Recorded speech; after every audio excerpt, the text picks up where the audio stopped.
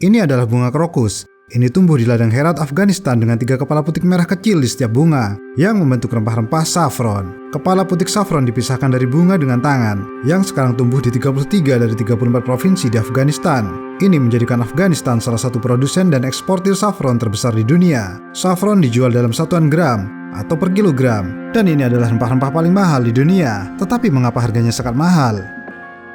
Saffron mahal karena beberapa alasan. Ini semacam topik yang kompleks. Nomor 1, hanya ada beberapa negara yang menghasilkan saffron: Iran, Spanyol, Afghanistan, dan beberapa produsen kecil seperti Maroko. Dan kemudian juga proses panennya yang benar-benar padat karya. Itu hanya bisa dipanen dengan tangan. Tidak ada mesin yang dapat melakukannya, karena Anda benar-benar mengambil kepala putik dari bunga. Ada banyak mitos seputar tingginya harga saffron. Mari kita mulai dengan mengungkap salah satu mitos tersebut. Saffron bernilai emas. Harga pasaran 1 gram emas saat ini berada di sekitar $43. Harga saffron sebagai perbandingan adalah $7 per gram. Harga saffron didasarkan pada tenaga kerja yang dibutuhkan untuk memanen dan memprosesnya.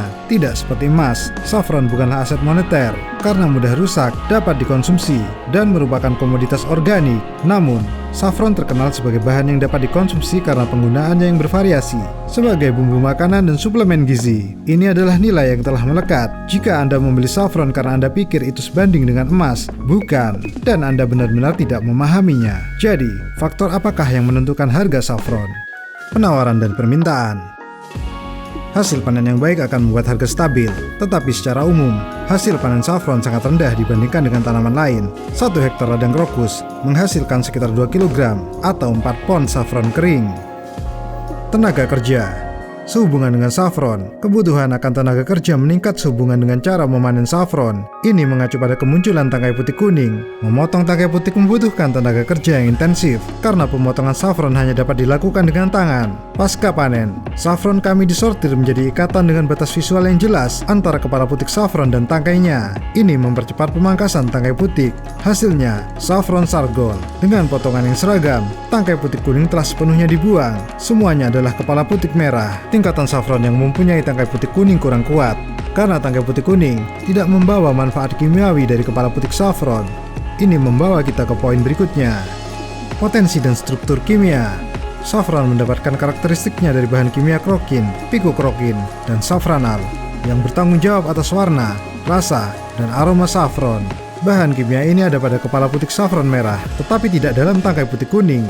Jadi ketika Anda membeli saffron, perlu diingat bahwa tangkai putih kuning tidak begitu berharga, lebih sedikit tenaga kerja yang memprosesnya, dan karenanya tidak potensial. Dan ini tercermin dalam harga. Analisis laboratorium harus dilakukan untuk membuat jelas potensi dari bahan kimia ini dalam setiap kelompok saffron, dan untuk memastikan tidak adanya banyak pewarna buatan. Analisis menyeluruh juga akan mencakup tes untuk memastikan bahwa tidak ada bahan tiruan yang ditambahkan untuk meningkatkan volume dan berat saffron, seperti kelembaban atau masalah botani lainnya. Sayangnya, praktik-praktik ini banyak dilakukan, jadi sangatlah perlu untuk mencari sumber yang dapat dipercaya dan transparan saat Anda membeli saffron. Terima kasih telah menonton video kami. Silahkan tekan tombol suka dan tinggalkan komentar. Pastikan untuk berlangganan, karena kami akan menayangkan lebih banyak video, dan kami berharap dapat menjadi sumber pengetahuan bagi Anda. Jika Anda ingin mempelajari tentang saffron hari ini, kunjungi kami di www.mezayas.com.